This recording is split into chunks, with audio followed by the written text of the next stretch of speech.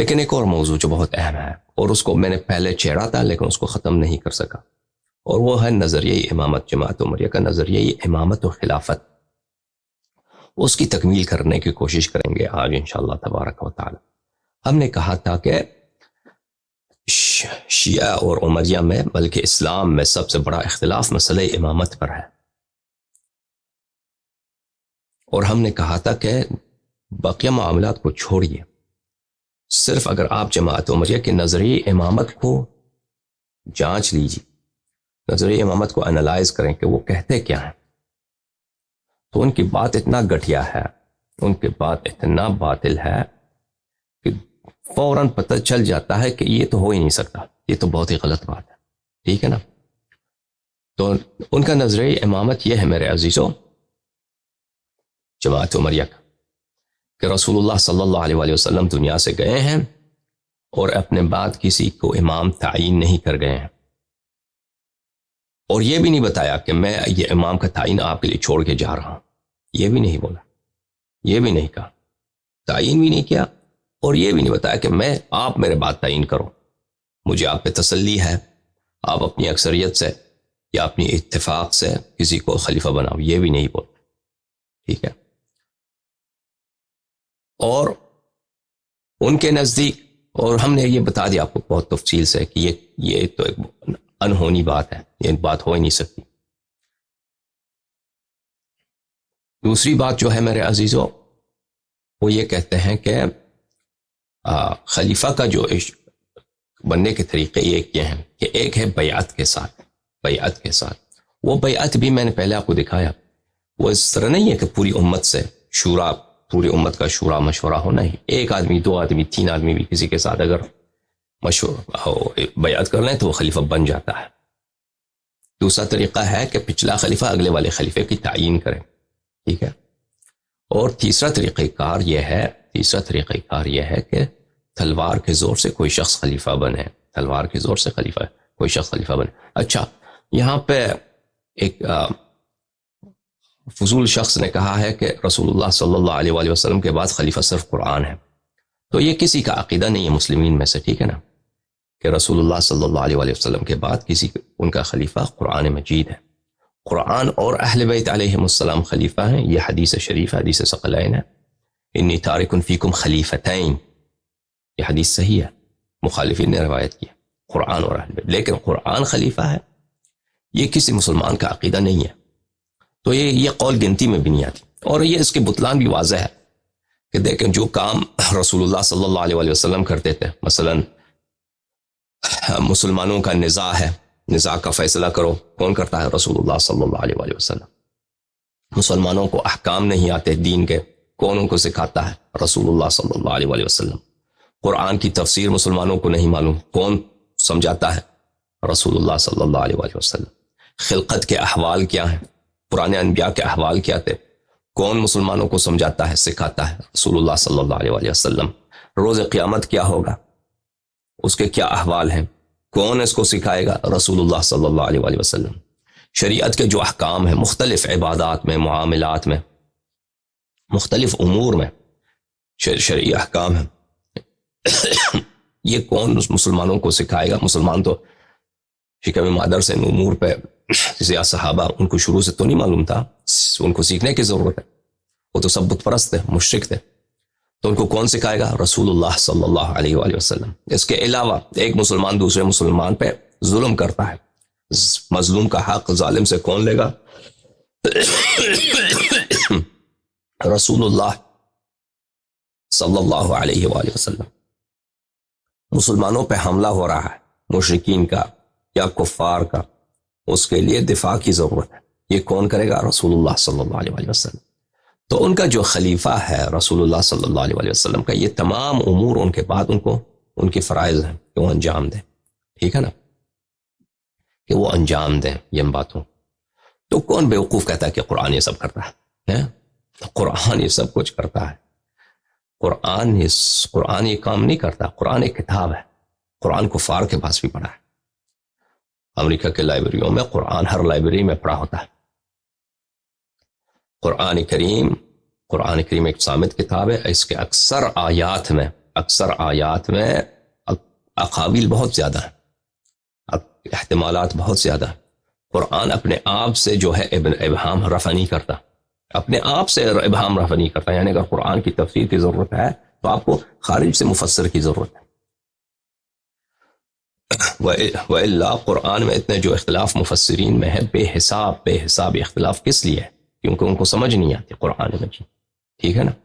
قرآن کریم نہ اپنے آپ کی تفسیر کرتا ہے، قرآن کریم نہ سنت کی تفاصیل بتاتا ہے، ٹھیک ہے نا۔ اگر سنت میں اختلاف ہو جائے تو قرآن آپ کو بتائے، نہ قرآن کریم میں احکام دین جو دین واجبات ہیں، وضو لینے کا طریقہ، نماز دینے، طلاق دینے کا طریقہ، نکاح کرنے کا طریقہ، ان کی تفاصیل قرآن کریم میں موجود نہیں ہے۔ قرآن کریم کے آیات میں بہت بعض کم احکام موجود ہیں، وہ بھی نہایت غموض کے ساتھ، نہایت پیچیدگی کے ساتھ۔ ایک آیت ہے مثلا آیے وضو میں کتنا اختلاف ہے مسلمانوں کے درمیان، ٹھیک ہے نا۔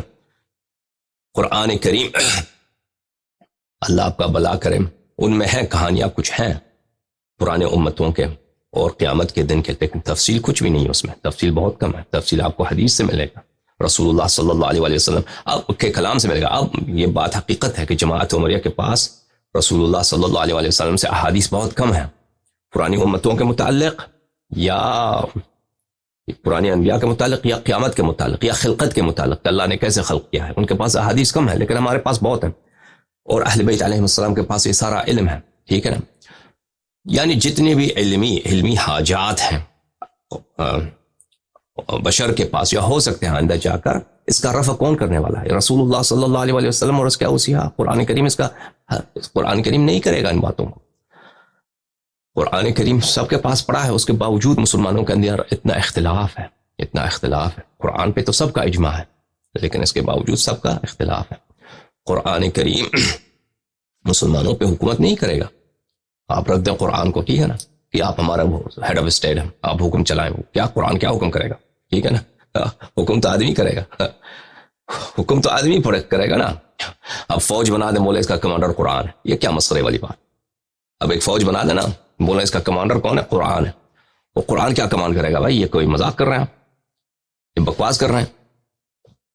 فوج کا commander, head of government, head of society, مسلمانوں کا امام، مسلمانوں کا پیشوا، مسلمانوں کا معلم کون ہوگا؟ وہ انسان ہوگا، بشر ہوگا، جیسے رسول اللہ صلی اللہ علیہ وسلم تھے۔ یہ ایک بکواس، یہ فضول آدمی، کیونکہ ان کا دین جو ہے نا جماعت عمریہ کا، میں آپ کو بتاتا ہوں، ان کا دین بنتا جا رہا ہے، یوں ہی ضرورت ہوتی ہے یہ اپنے آپ سے بناؤ اور دین پہ چپکا دو، ٹھیک ہے نا۔ جیسے لانگ ٹی وی سیریز آپ نے دیکھو گے، ان میں بہت سارے لانگ سیریز ہوتے ہیں نا، 10 سال ایک سیریز چلتا ہے، 10 سال فرض کریں ایک سیریز چلتا ہے، ڈرامہ چلتا ہے ٹی وی پہ، وہ ایک ہی کہانی، اس کے کردار میں بہت، وہ لکھنے والے اس میں بہت تبدیلیاں لاتے ہیں ضرورت کے ساتھ، کہ ناظرین کو کیا پسند ہے، مثلا یہ کہانی کو کس طرف لے کے جائیں، اس میں ہر طرح کی تبدیلی لے کے آتے ہیں۔ ان کا دین بھی یہی ہے، ایک ڈرامہ ہے، اس میں جو ترمیم کرنے کی ضرورت ہو اپنے سے آپ سے ترمیم کرو۔ پہلے کہتے تھے کہ ابو بکر خلیفہ، اب کہہ دو کہ قرآن خلیفہ ہے۔ یہ ایک بالکل احمقانہ بات ہے کہ قرآن رسول اللہ صلی اللہ علیہ وسلم کا خلیفہ جانشین ہے، خلیفہ جانشین ہے، لیکن اہل بیت علیہ السلام کے ساتھ یہ بات صحیح ہے۔ بذات خود قرآن کریم مسلمانوں کی امامت نہیں کر سکتا، مسلمانوں کی پیشوائی نہیں کر سکتا، صرف قرآن ہو، کچھ بھی نہیں کر سکتا، قرآن کچھ بھی نہیں کر سکتا۔ قرآن کتاب ہے، ثابت کاغذ پہ لکھی ہوئی پڑا ہے، آپ حکومت بنا دیں نا، پاکستان کا پرائم منسٹر کہتے ہیں پرائم منسٹر ہر جاؤ قرآن پرائم منسٹر ہے، یا صدر پاکستان قرآن ہے، یہ کوئی کرنے دے گا آپ کو؟ سب آپ کے منہ پہ تھوک لیں گے کہ بھئی تم بکواس کر رہے ہو، قرآن کی اہانت کر رہے ہو، ٹھیک ہے نا۔ دوسری بات یہ رہی کہ رسول اللہ صلی اللہ علیہ وسلم نے اس لیے اپنے بعد کسی کو جانشین نہیں بنایا ہے کیونکہ ان کے بعد کوئی نبی نہیں ہے۔ یہ خود رسول اللہ صلی اللہ علیہ وسلم بتاتے ہیں نا، آپ کو یہ بنانے کی کیا ضرورت ہے کہ ان کے بعد کوئی نبی نہیں ہے، ان کے بعد کوئی نبی نہیں ہے، اس لیے انہوں نے کسی کو اپنا جانشین نہیں بنایا۔ نبوت ہے کس چیز کا نام میرے عزیزوں؟ ان لوگوں کو یہ بھی نہیں معلوم، یہ جو ختم نبوت کی بات کرتا ہے نا، ختم نبوت ختم نبوت ختم نبوت، نبوت ختم ہو چکا ہے۔ اب کسی وقت انشاءاللہ تبارک و تعالی ہم نبوت کے متعلق مزید تفصیل سے بات کریں گے۔ ان کو نہیں معلوم کہ نبوت کس بولتے کس چیز کو ہے، کہ نبی صلی اللہ علیہ وآلہ وسلم کے بعد اگر کوئی نبی نہیں ہے تو اس کا مطلب نہیں ہے کہ انبیاء سے افضل بھی اس امت میں کوئی شخص نہیں ہے اور نبی جیسا شخص اس امت میں کوئی نہیں ہے. اس کا مطلب یہ نہیں ہے. اگر ٹھیک ہے، اگر نبی صلی اللہ علیہ وآلہ وسلم کے بعد نبی نہیں ہے تو اس کا مطلب یہ نہیں ہے کہ ان کے بعد کوئی خلیفہ نہیں ہو سکتا. صحابہ نے بھی یہ نہیں کہا کہ بھئی نبی کے صلی اللہ علیہ وآلہ وسلم کے بعد کوئی خلیفہ، بلے ہمیں خلیفے کی ضرورت نہیں ہے کیونکہ نبی کے صلی اللہ علیہ وآلہ وسلم کے بعد تو نبوت ہی نہیں ہے. ٹھیک ہے نا، کیونکہ مسلمانوں کے یہ امور کو تو چلنا ہے. مسلمانوں کے کون سے امور؟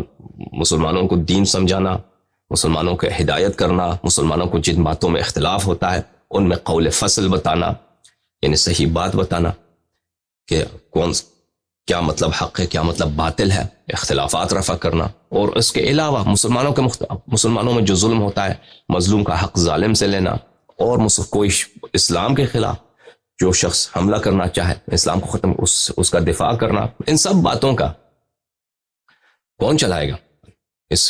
ان باتوں کے لیے نبوت کی ضرورت نہیں ہے. لیکن ایسا شخص ہو کہ نبی کریم صلی اللہ علیہ وآلہ وسلم کی طرح اس کے فعل میں ظلم نہ ہو، اس کے فعل میں ظلم نہ ہو، اور وہ اس کا مطلب ہے عصمت. بہرحال میرے عزیزوں، تو نبی کریم صلی اللہ علیہ وآلہ وسلم نے ان کے نزدیک نہ اپنے بعد کسی کو خلیفہ بنایا ہے، نہ جانشین بنایا ہے، اور نہ یہ کہا ہے کہ میں یہ جانشینی آپ کے لیے چھوڑ رہا ہوں، اور نہ یہ بولا ہے کہ میں اس لیے جانشین نہیں بنا رہا، خلیفہ نہیں بنا رہا کہ میرے بعد تو کوئی نبی نہیں، یہ مجبوری ہے ہمیں. یہ بھی نہیں بولا ہے نا. یہ تو ان لوگوں نے جھوٹی نسبت دی ہے رسول اللہ صلی اللہ علیہ وآلہ وسلم کہ انہوں نے اس لیے نہیں بنایا کہ ان کے بعد کوئی نبی نہیں ہے. دلیل لے کیا؟ کس لیے کہتے ہو؟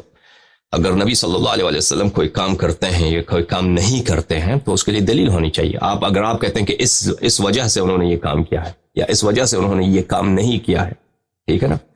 وَإِلَّا رسول اللہ صلی اللہ علیہ وآلہ وسلم پہ جھوٹی بات نسبت دینا، یہ تو خلود فی النار ہے، خلود فی النار کا سبب ہے. ایک شخص جو اللہ سے ڈرتا ہے وہ رسول اللہ صلی اللہ علیہ وآلہ وسلم سے جھوٹی بات نسبت نہیں دیتا. ٹھیک ہے نا. اگر کوئی فضول آدمی آ کے یہ کہتا ہے کہ رسول اللہ صلی اللہ علیہ وآلہ وسلم نے اس لیے کسی کو خلیفہ نہیں بنایا ہے کہ اس کے بعد کوئی نبی نہیں ہے، اس لیے، تو ٹھیک ہے، آپ کو یہ علت پتا ہے، دلیل کیا؟ کوئی حدیث ہے، کوئی آیت ہے، کچھ بھی نہیں ہے. نہ حدیث، نہ آیت، نہ روایت، کچھ بھی نہیں ہے. تو یہ ہے کہ اب انسان جو ڈرامہ لکھتا ہے نا، وہی ڈرامہ نویس، ناول نویس، اسی طرح ان کا دین ایک ناول ہے، ڈرامہ ہے، لکھتے جاؤ اور دین سے نسبت دیتے جاؤ.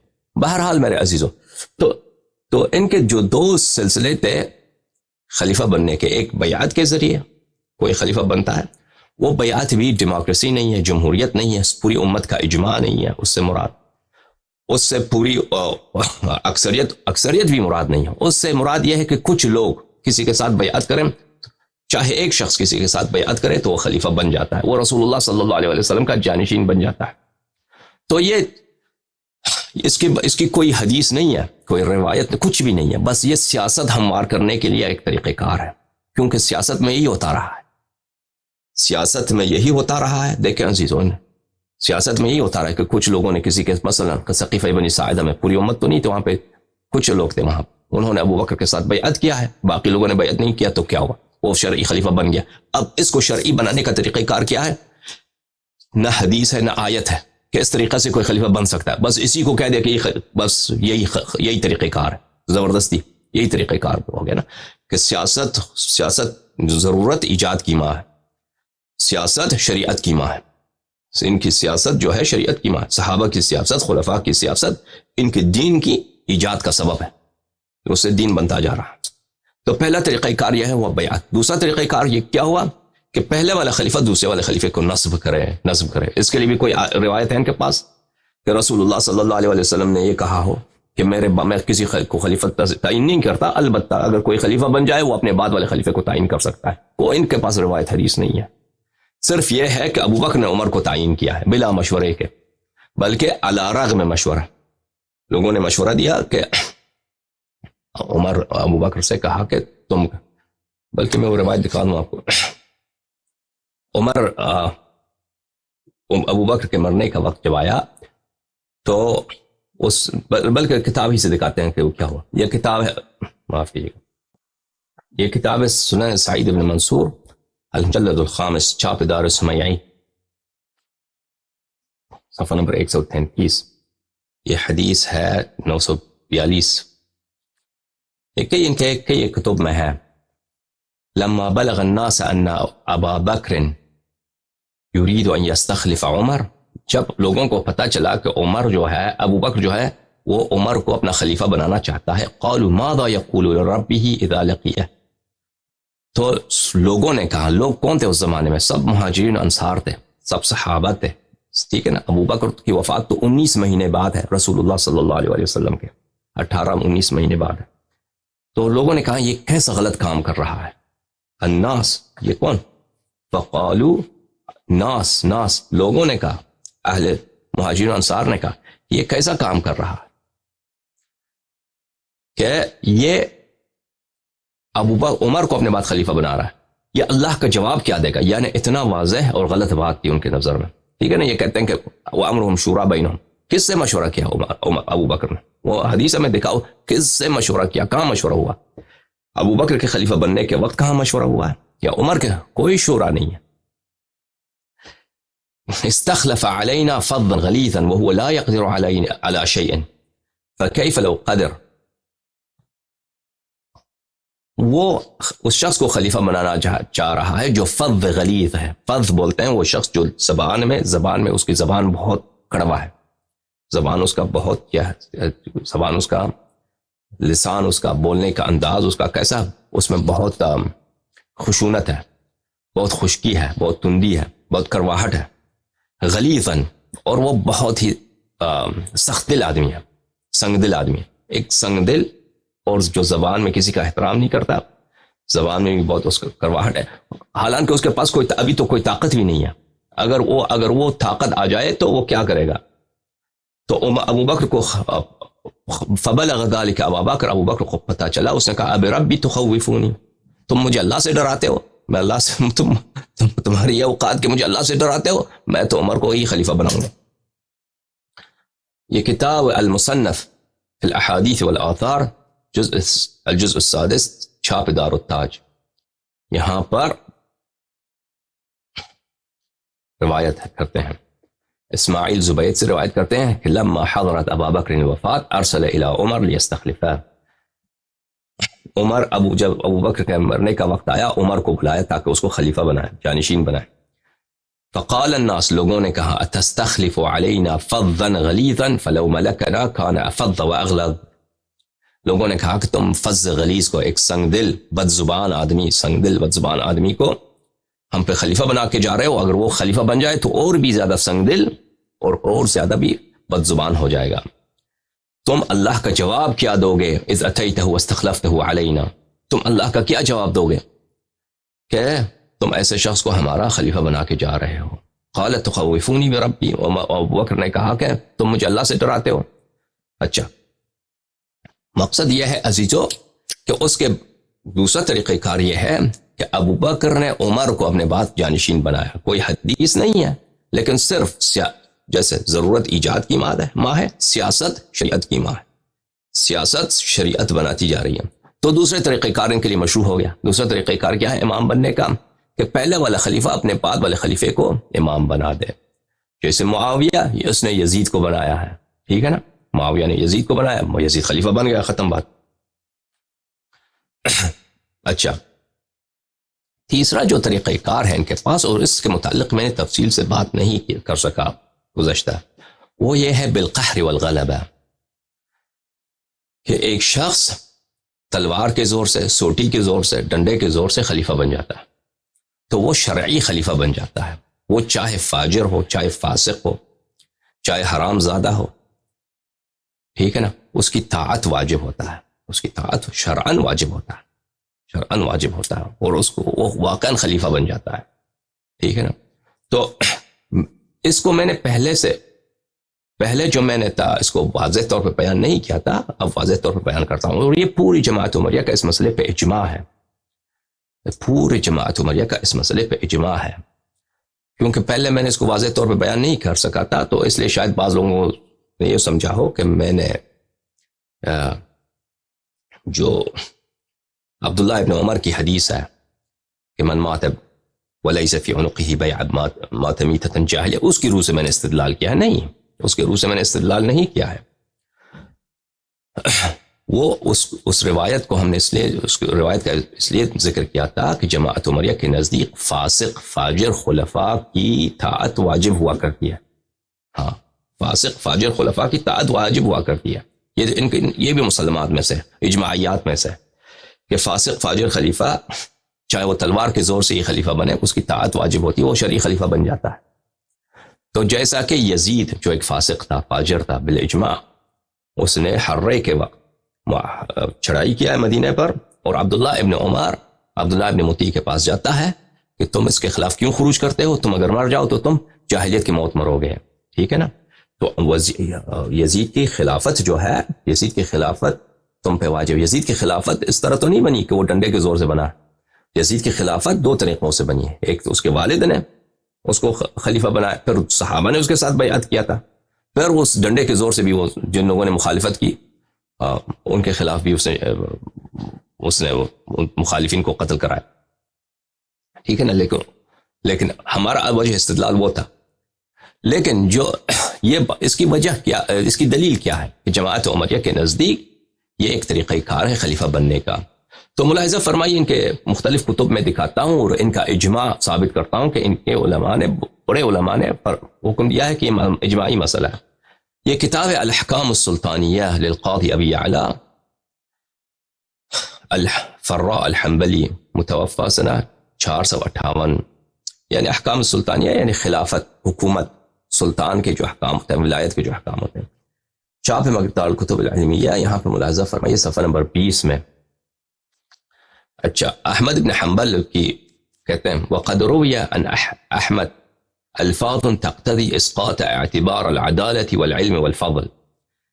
کہتے ہیں کہ کیا خلیفے میں علم کی خلیفہ کو مجتہد ہونا ضروری ہے، خلیفہ عادل ہونا ضروری ہے، خلیفہ کو اس میں فضیلت ہونی چاہیے، تقوی ہونی چاہیے، پارسائی ہونی چاہیے، یہ اس میں ضروری ہے؟ کہتے ہیں نہیں، احمد کا فتویٰ ہے کہ یہ ضروری نہیں ہے.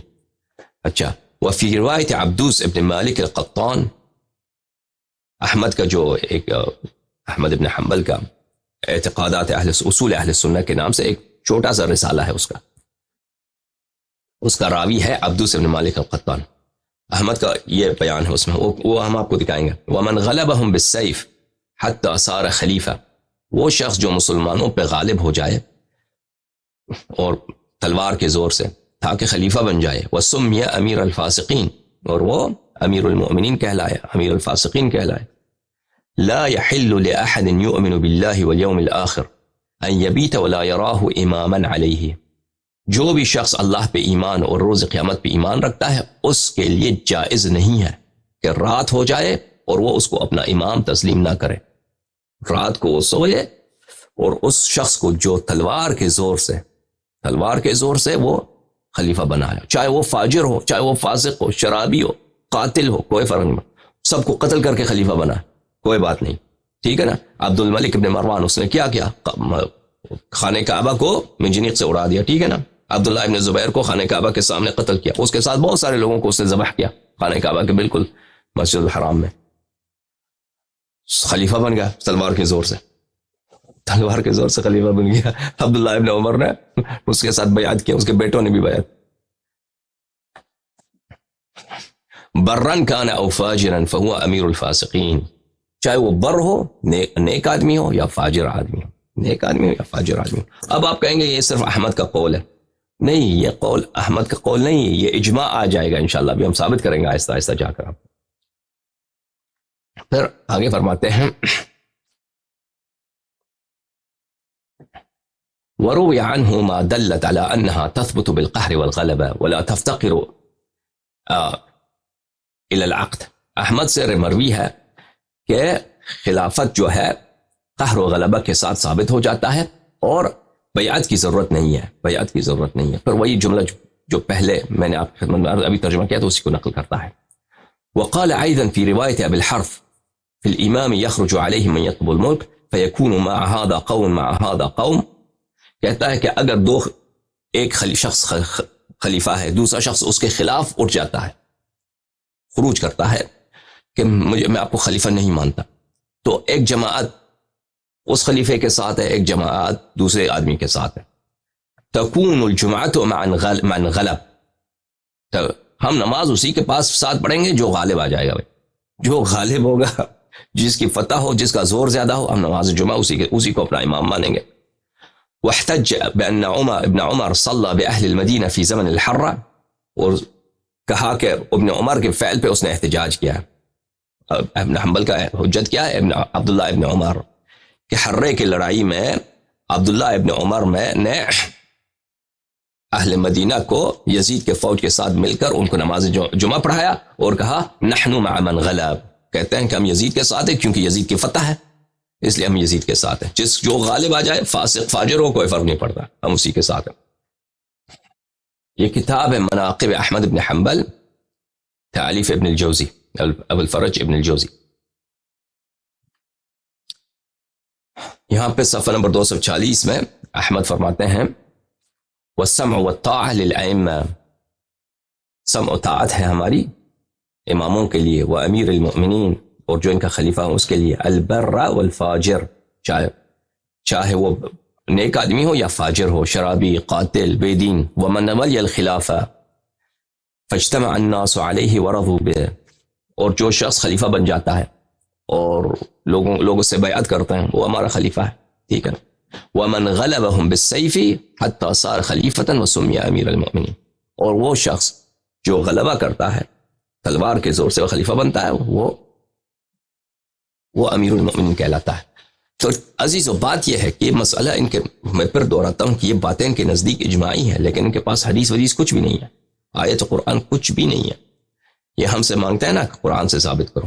ان کا عقیدہ امامت، ان کا اپنا عقیدہ خلافت اتنا گٹھیا ہے، اتنا آلودہ ہے، اتنا پلید ہے، ٹھیک ہے نا، اتنا احمقانہ ہے کہ وہ اس کی آیت تو روایت تو دور کی بات ہے، اس کو ایک کافر کو بھی دکھائے نا، وہ دور سے کہہ دے گا کہ یہ باطل ہے، یہ باتیں، یہ غلط باتیں.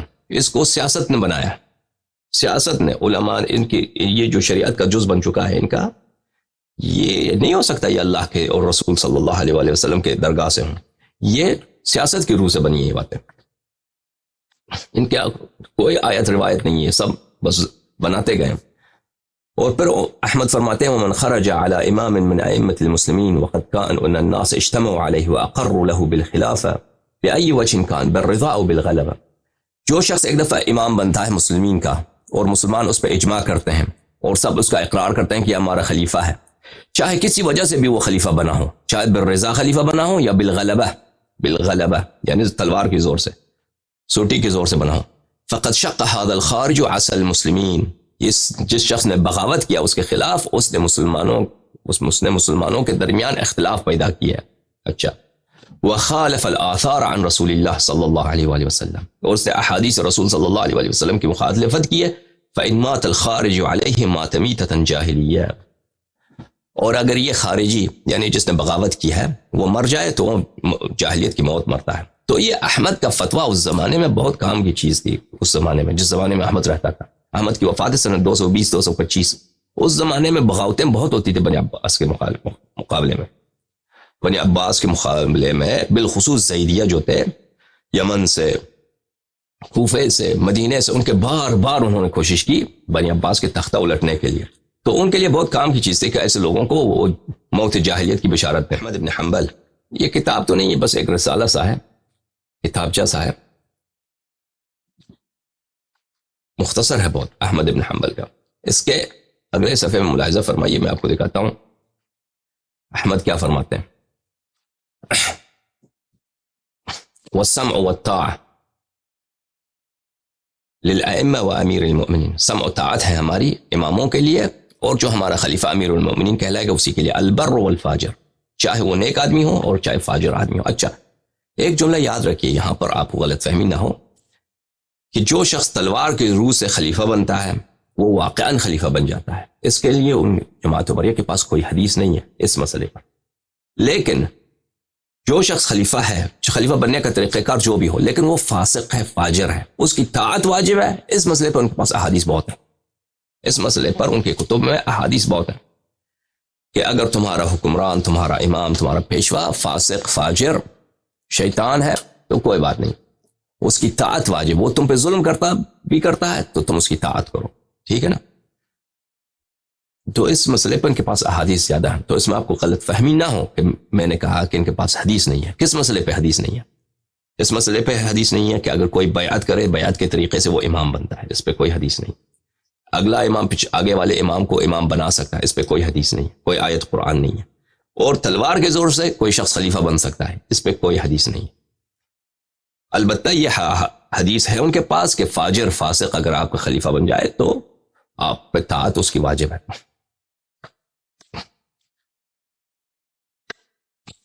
اچھا، پھر وہی بات کہ ومن غلبهم بالسيف حتى صار خلیفة وسمي امیر المؤمنین، تو ہماری سمع و طاعت ہے اس شخص کے لیے بھی جو تلوار کے روح سے امام بن جائے اور امیر المؤمنین کہلائے۔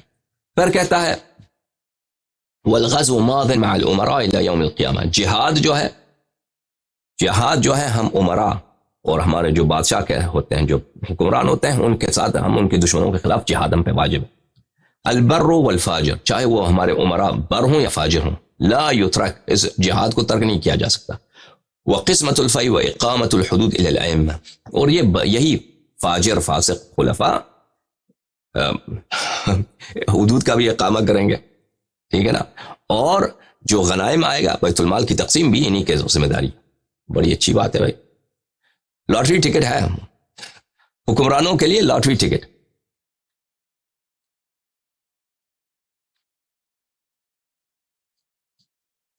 لیس لأحد ان یطعن علیہم ولا ینازعہم، کسی شخص کو حق نہیں ہے کہ ان کی کوئی مزاحمت کرے اور ان کے ساتھ نزاع کرے۔ کس مسئلے پر؟ غنائم کے تقسیم پر اور حدود کے اجراء پر۔ ودفع الصدقات الیہم جائزۃ ونافذۃ من دفع الیہم اجزاء عنہ، اور زکوٰۃ کن کو دیا جائے گا؟ زکوٰۃ بھی خلفاء ہی کو دیں گے، اور جو شخص خلفاء کو زکوٰۃ دیتا ہے چاہے وہ خلیفہ فاجر ہی کیوں نہ ہو، وہ مجزی ہے، اللہ کے نزدیک قبول ہے۔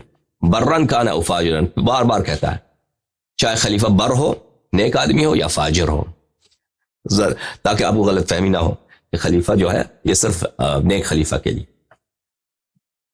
اچھا، وہاں پہ لوگ ایک شرط لگاتے ہیں بعض کتب میں کہ خلیفہ کی طاعت اس وقت تک واجب ہے کہ وہ طاعت پہ امر کرے، معصیت پہ امر نہ کرے۔ اگر معصیت کا حکم دے تو ہم طاعت نہیں کریں گے۔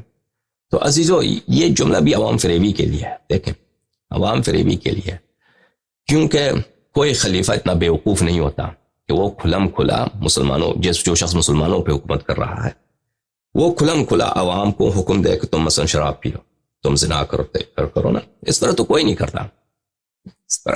کرتا، خلفاء کو اپنے سیاسی مقاصد درکار ہوتے ہیں۔ کسی کو اگر قتل کرنا بھی ہو تو پہلے تو نہیں کہتا کہ اس بے گناہ آدمی کو جا کے قتل کرو، پہلے اس کو فاسق فاجر کا فتویٰ اس لگوائے گا، ٹھپے اس پہ لگوائے گا، پھر اس کا قتل کا وہ بنائے گا۔ تو جس شخص کے پاس عزیزو، جس شخص کے پاس خزانہ ہے، جس شخص کے پاس تمام مساجد کے جتنے امام جماعات ہیں اور امام جمعہ کے خطیب ہیں اور مختلف شہروں کے قاضی ہیں اور جتنے علماء ہیں، ان کو اسی کے خزانے سے وظیفہ ملتا ہے اور سب اسی کے روسٹر سے اس کو پیسے ملتے ہیں، تو اس کے لیے بہت آسان ہے کہ کوئی بھی غیر شرعی طریقے کو پہلے شرعی بنائے، ٹھیک ہے، اور پھر اس پہ عمل کریں۔ یہ تو بہت آسان ہے اس کے لیے۔ اور اس طرح بیوقوف کسی خلیفے کو ضرورت بھی نہیں ہے کہ مثلا وہ مسلمان سے کہہ دے کہ تو جا کے لواط نہیں کر رہا تو میں تجھے ماروں گا، یا کسی سے کہہ دے کہ بھائی تو جو ہے جا کے زنا کر، تو زنا نہیں کرے گا تو میں تجھے مار دوں گا۔ اس طرح تو کوئی خلیفہ حکم نہیں دیتا، ٹھیک ہے نا؟ کیونکہ یہی شرط دکھاتے ہیں کہ وہ اگر اس نے گناہ کی حکم دی تو اس کی اطاعت واجب نہیں ہے۔ بھئی وہ کلم کلیا گناہ کا وہ کبھی حکم نہیں دیتا ہے، ان کی سیاست کی منافع میں بھی نہیں ہے۔ لیکن اگر کوئی چیز واقعاً حرام ہے اور ان کی سیاست کی مصلحت یہی ہے کہ اس حرام چیز کا ارتکاب ہو جائے، تو ان کے پاس اس حرام کو حلال بنانے کا طریقہ کار بہت ہوتا ہے حکمرانوں کے نزدیک۔ سمجھ میں آ رہی نا؟ فتویٰ دلانا، حدیث نقل کرانا ان کے لیے بہت آسان ہوتا ہے۔ پھر کہتا ہے اسی فاجر کے پیچھے صلاۃ الجمعہ پڑھیں گے۔ وخلف من ولاہ جائزۃ باقیۃ تامۃ رکعتین، اور جو شخص اس کا گورنر نائب ہے اس کے پیچھے بھی نماز جو ہے دو رکعت نماز جمعہ پڑھیں گے. من عادہما فهو مبتدع تارک للآثار مخالف للسنہ. اور جو شخص نماز کا اعادہ کرے کہ میں نے خلیفہ کے پیچھے نماز پڑھی اس کا اعادہ کرتا ہوں، وہ شخص کیا ہے؟ وہ گناہ کار ہے، وہ بدعتی ہے.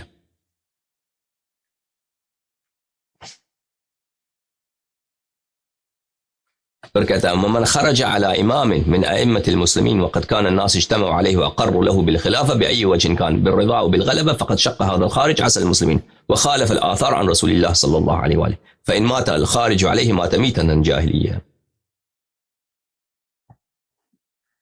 جو بھی شخص خلیفہ بن جاتا ہے، وہ چاہے نیک آدمی ہو چاہے فاجر آدمی ہو، چاہے لوگوں کے رضا سے خلیفہ بنا ہو چاہے کہ غلبہ تلوار کے زور سے خلیفہ بنا ہو، تو اس کی مخالفت کرنا جائز نہیں ہے. جو بھی شخص اس کے خلاف بغاوت کرے گا تو وہ اس نے حرام کا ارتکاب کیا ہے، اور اگر وہ مر جائے تو جاہلیت کی موت پہ مرتا ہے. اچھا، یہ میں نے حنابلہ کے متعلق بہت بات کیا. مناقب الشافعی تالیف فخر الرازی، چھاپ مکتبۃ الکلیات الازہریہ. ملاحظہ فرمائی یہاں پر شافعی صاحب کا کیا فرمان ہے. ابن حنبل کا تو آپ نے سنا، صفحہ نمبر 127. شافعی فرماتے ہیں کل قرشی غلب علی الخلافۃ بالسیف واجتمع الناس علیہ فهو خلیفہ. کوئی بھی قرشی، کیونکہ اس زمانے میں بنی عباس بھی قرشی تھے، بنی امیہ بھی قرشی تھے، کوئی بھی قریش کا آدمی خلافت کو اس تلوار کی زور سے پکڑ لے اور لوگ اس پہ اجتماع کریں تو وہ خلیفہ ہے، وہ خلیفہ بن جاتا ہے.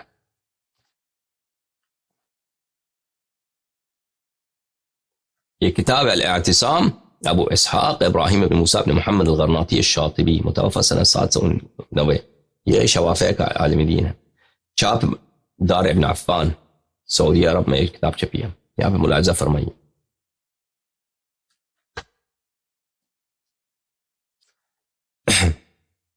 قیل لیحییٰ بن یحییٰ البیعۃ مکروہۃ قال لا قال فإن كانوا أئمة الجور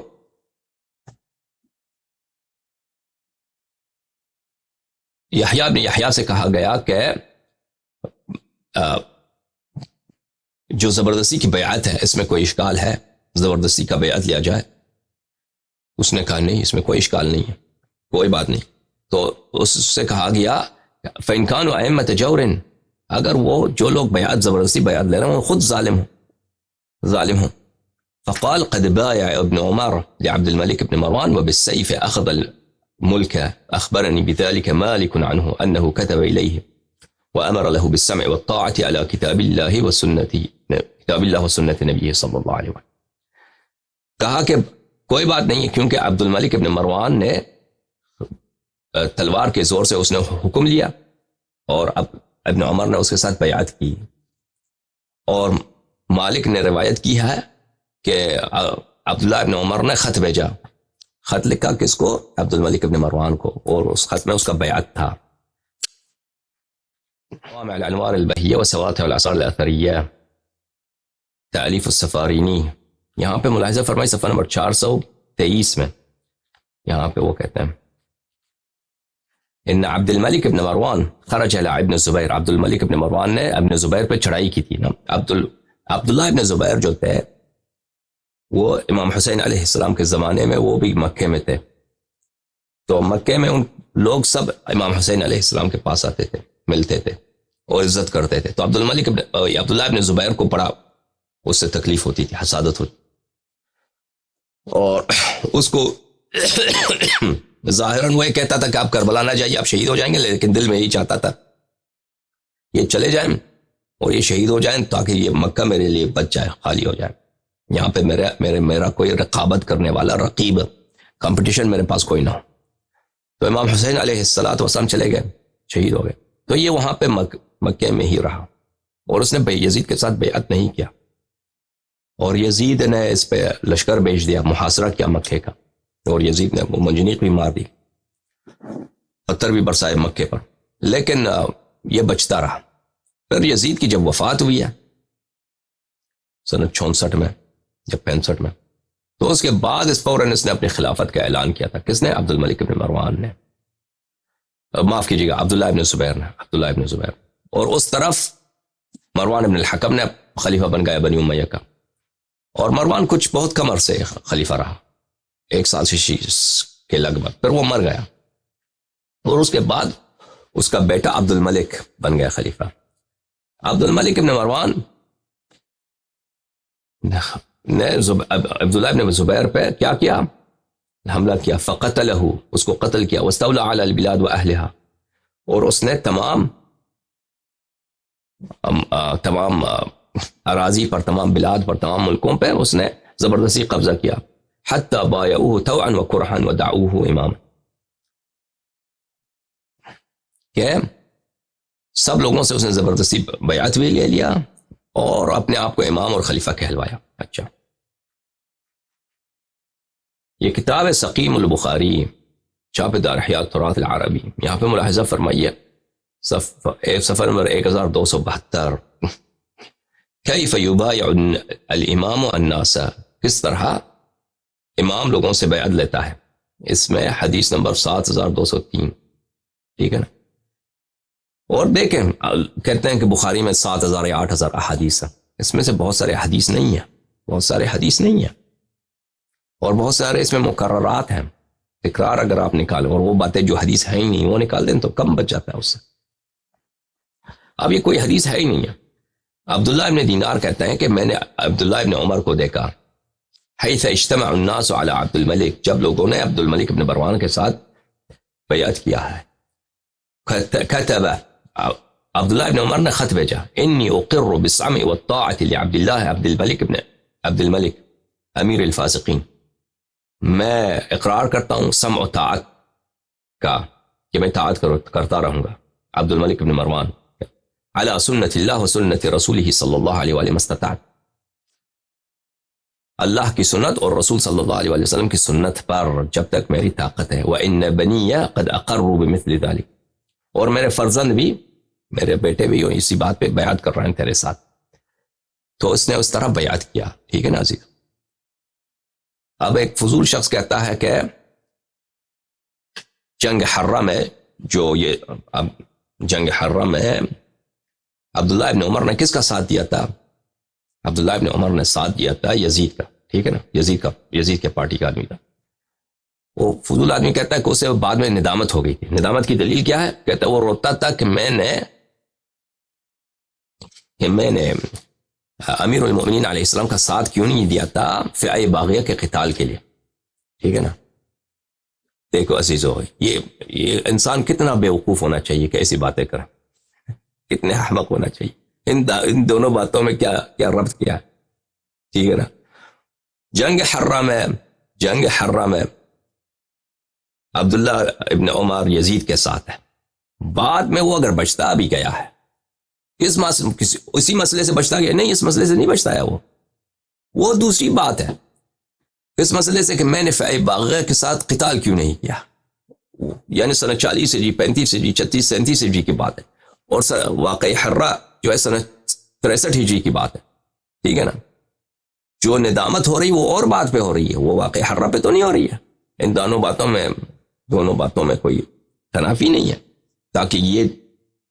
تاکہ ایک مسئلہ دوسرے مسئلے کے ساتھ اس میں کوئی تصادم ہو. اس نے واقعی حرہ میں جو یزید کے ساتھ دیا اس سے تو اس نے ندامت نہیں کیا. اس نے ندامت کیا کہ میں نے جو امیر المؤمنین علیہ السلام کو جو جنگ تھی فئہ باغیہ کے ساتھ، میں نے ان کے ساتھ کیوں نہیں دیا. اور یہ بھی جھوٹ ہے، یہ بھی قضیہ اساسی سے جھوٹ ہے کہ اس نے بیعت ہی نہیں کیا تھا امیر المؤمنین علیہ السلام کے ساتھ. اس نے بیعت ہی نہیں کیا تھا امیر المؤمنین علیہ السلام کے ساتھ. ٹھیک ہے نا. اور پھر ابن تیمیہ منہاج السنہ میں کہتے ہیں کہ اس کی ندامت اس بات پہ تھی کہ میں نے کیوں خوارج کے ساتھ قتال نہیں کیا. اس کی ندامت اس بات پہ تھی، نہیں یہ کہ میں کیوں معاویہ کے ساتھ نہیں لڑا. اور پھر وہ آخر تک بنی امیہ کے ساتھ رہا. دیکھو عبد الملک ابن مروان کے ساتھ، کہ عبد الملک ابن مروان نے عبداللہ ابن زبیر کا، جو عبداللہ ابن عمر کا اتنا ساتھی تھا، پرانا دوست تھا، اس کو کس طرح قتل کیا. ٹھیک ہے نا. اسماء بنت ابی بکر اس وقت زندہ تھی. عبداللہ ابن زبیر کی جو ماں ہے وہ زندہ تھی. عائشہ کی بڑی بہن، عائشہ سے 10 سال اس کی عمر زیادہ ہے، وہ مکے میں زندہ. اس کے سامنے مکے خانہ کعبہ کے سامنے عبداللہ ابن زبیر کو ان لوگوں نے ذبح کیا، قتل کیا. ٹھیک ہے نا. اور اس کا جسد جو ہے ادھر لٹکا رہا. کہاں پہ؟ خانہ کعبہ کے سامنے. تو یہ اب اسما بنت ابی بکر یہ بڑھیا بھی ہو چکی تھی، عمر میں بڑی تھی اس وقت بہت، سنہ 70 ہجری میں مثلا اس کی عمر تو بہت ہو گئی ہوگی. تو آتی تھی ادھر، مثلا 90-95 سال اس کی عمر تھی. وہ اپنے بیٹے کو روتی، عبداللہ ابن زبیر کو، اس کا ندوہ کرتی.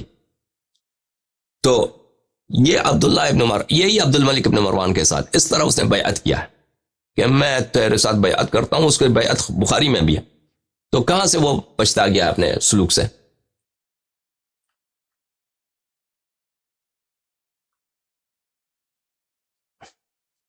یہ کتاب ہے روضۃ الطالبین، یحییٰ ابن شرف النووی صاحب کتاب، جزء السابع، چھاپے دار عالم الکتب. یہاں پہ ملاحظہ فرمائیے صفحہ نمبر 263 میں، وتنعقد الامامة بثلاثة طرق. امامت کا انعقاد 3 طریقوں سے ہوتا ہے. ایک طریقہ ہے بیعت، ٹھیک ہے نا. دوسرا طریقہ ہے استخلاف الامام من قبل، دوسرا طریقہ یہ ہے پچھلے امام تو اگلے والے امام کی وصیت کرے، اس کو خلیفہ بنائے. تیسرا طریقہ کار. واما الطریق الثالث فهو القہر والاستیلاء، زبردستی طاقت کے زور سے کوئی خلیفہ بنے. فاذا مات الامام، ایک امام مر جائے، فتصدى للامامة من جمع شرائطها من غیر استخلاف ولا بیعة وقهر الناس بشوکته وجنوده انعقدت خلافته.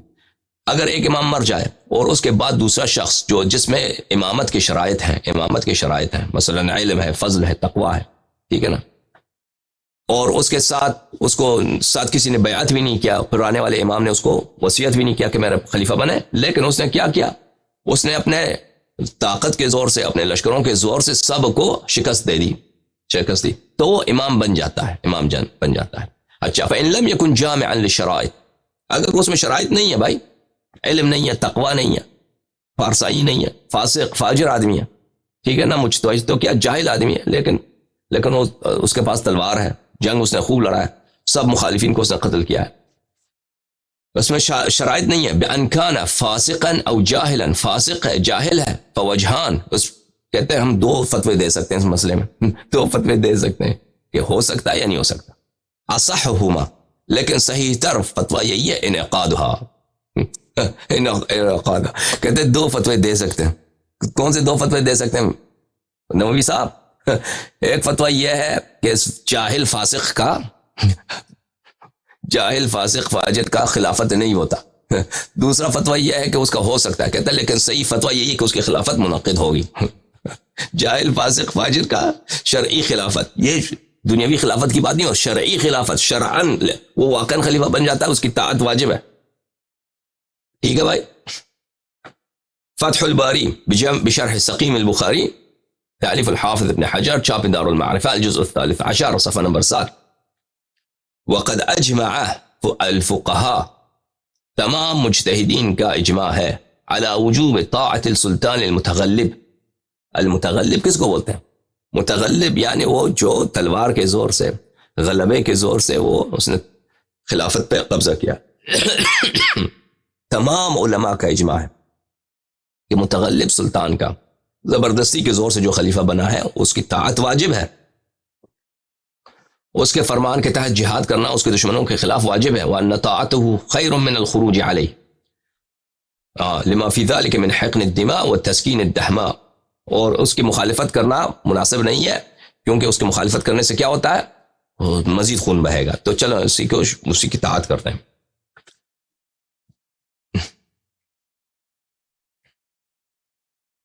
ولم يستثنوا من ذلك إلا إذا وقع من السلطان الكفر الصريح فلا تجوز طاعته في ذلك بل تجب مجاهدته لمن قدر عليها. اور اس مسئلے میں صرف ایک استثناء ہے، علماء نے کسی کو استثناء نہیں کیا، چاہے جتنا فاسق ہو اس کی طاعت واجب ہے، چاہے جتنا وہ حرامی آدمی ہو، جتنا ظالم آدمی، جتنا بھی وہ شیطان آدمی، اس کی طاعت واجب ہے. بس ایک استثناء ہے، اس میں صرف ایک استثناء ہے کہ کفر صریح، وہ بھی کفر غیر صریح ہو، کفر خفی ہو تو اس کی کوئی بات نہیں ہے نا. جیسے مثلا یہ نقل کرتے ہیں کہ مختار نے جو کیا تھا، مختار نے نبوت کا ادعا کیا تھا، اس کے باوجود صحابہ اس کے پیچھے نماز پڑھتے تھے. مختار نے نبوت کا ادعا کیا تھا، اس کے باوجود عامر ابن واثلہ وغیرہ صحابہ اس کے پیچھے نماز پڑھتے تھے، اس کے فوج کے کمانڈر ان چیف تھے صحابہ ٹھیک ہے نا. تو کہتے ہیں جب تک اس سے کفر صریح صادر نہ ہو تو اس کی طاعت واجب ہے.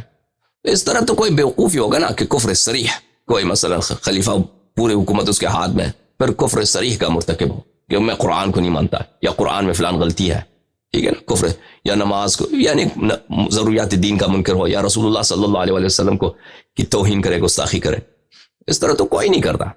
کہ جو استثناء انہوں نے دیا ہے وہ استثناء تو کبھی پیش ہی نہیں آتا نا.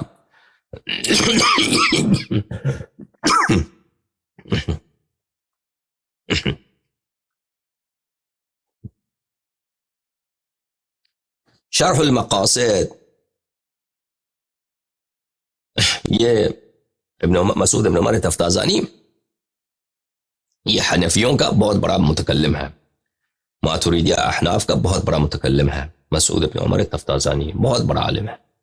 اس کے متعلق پچھلے ہم بات کر چکے ہیں کہ یہ اس مختلف علوم میں اس کے پائے کا بہت کم علماء گزرے ہیں. اچھا، الجزء الخامس چاپ عالم الکتب، یہاں پہ ملاحظہ فرمائی صفحہ نمبر 233. بیعت کرنے کے تنعقد الامامت بطرق، تنعقد الامامت بطرق، امامت کے مختلف طریقے، امام بننے کے مختلف طریقے ہیں امام بننے کے مختلف طریقے ہیں. اچھا، ایک ہے بیعت، ٹھیک ہے نا، بیعت حل و عقد من علماء والرؤساء وجوه الناس من غیر اشتراط عدد، بل لو تعلق لحل الوقت بواحد مطاع كفت بیعته. کہتے ہیں پہلا طریقہ کار بیعت ہے اور اس کی عدد کی ضرورت نہیں، عدد کی کوئی شرط نہیں ہے کہ کتنے لوگ کسی کے ساتھ بیعت کریں تو وہ خلیفہ بن جاتا ہے کسی کے ساتھ. اور یہ نہیں کہ سب شہروں کے لوگ جتنے مختلف ملکوں ممالک ہیں وہ سب آ کے کسی کے ساتھ بیعت کریں، اس کی کوئی ضرورت نہیں، بس کچھ لوگ بیعت کریں اس کے ساتھ خلیفہ بن جاتا ہے. دوسرا طریقہ ہے استخلاف، یعنی وصیت کرنا، پہلے والا خلیفہ دوسرے کے لیے وصیت کرے. تیسرا القہر والاستیلاء، قہر اور استیلاء، قہر بولتے ہیں زبردستی، استیلاء بھی بولتے ہیں کہ چھا جانا، زبردستی اور چھا جانا. فإذا مات الإمام وتصدى للإمامة من يستجمع شرائطها من غير بيعة واستخلاف وقهر الناس بشوكته إن عقدت الخلافة له، وكذا إذا كان فاسقا أو جاهلا على الأظهر. اگر ایک امام مر جائے اور دوسرا شخص خلیفہ بن جائے جس میں امامت کے شرائط ہیں، لیکن کسی نے اس کے ساتھ بیعت بھی نہیں کیا، اس کو وصیت بھی کسی نے نہیں کیا نا، لیکن وقهر الناس بشوكته، وہ اس نے زبردستی تلوار کے زور سے مخالفین سب کو شکست دے دی. ان عقدت الخلافت، وہ واقعا خلیفہ بن جاتا ہے. وکذا، اور اسی طرح اگر اس میں شرائط نہ بھی ہے نا، فاسق ہے، جاہل ہے، فاسق جاہل بھی ہے تو خلیفہ بن جاتا ہے، کوئی بات نہیں، فاسق فاجر شرابی کافر سب خلیفہ بن جاتے ہیں.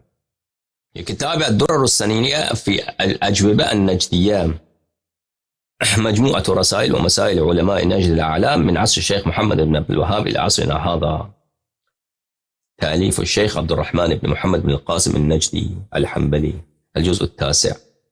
یہاں پہ ملاحظہ فرمائیے، کہتے ہیں کہ قال شیخ الاسلام محمد بن عبد الوهاب، محمد بن عبد الوهاب جو وہابیت کا جو سربراہ ہے، اس نے کہا الائمة مجمعون من كل مذهب، تمام مذاہب کا اجماع ہے، على ان من تغلب على بلد و بلدان، کہ جو شخص ایک شہر یا بقیہ شہروں پر وہ قبضہ کر لیتا ہے، له حکم الامام فی جمیع الاشیاء، ہاں وہ اس پہ اس امام شرعی کے احکام جاری ہوں گے تمام امور پر.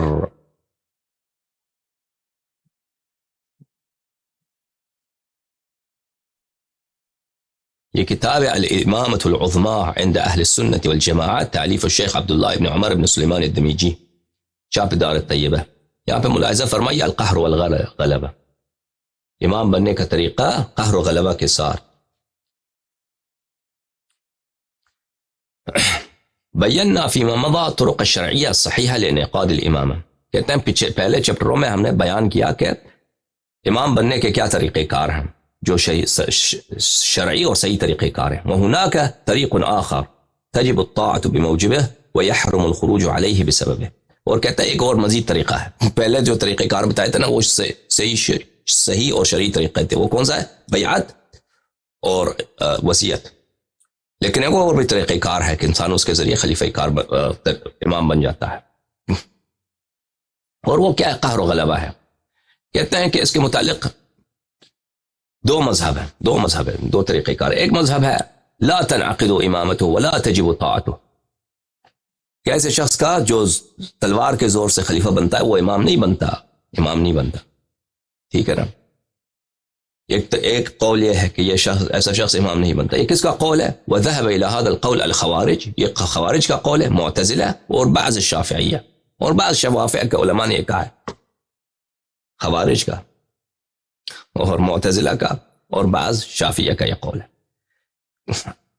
الثاني وهو مذهب اهل السنة والجماعة, دوسرا قول مذهب اهل السنة والجماعة ہے ان الامامة يصح ان تنعقد لمن غلب الناس وقعد بالقوة على كرسي الحكم. دوسرا قول یہ ہے بلے اہل سنت و جماعت کا قول, یعنی تمام معتزلہ اور خوارج اور بعض شوافع کے علاوہ باقی تمام جماعت عمریہ کا قول یہی ہے کہ کیا کہ امامت منعقد ہوتی ہے اس شخص کے لیے جو غالب آتا ہے لوگوں پر اور طاقت کے زور سر حکومت کے کرسی پہ بیٹھ جاتا ہے. ٹھیک ہے نا.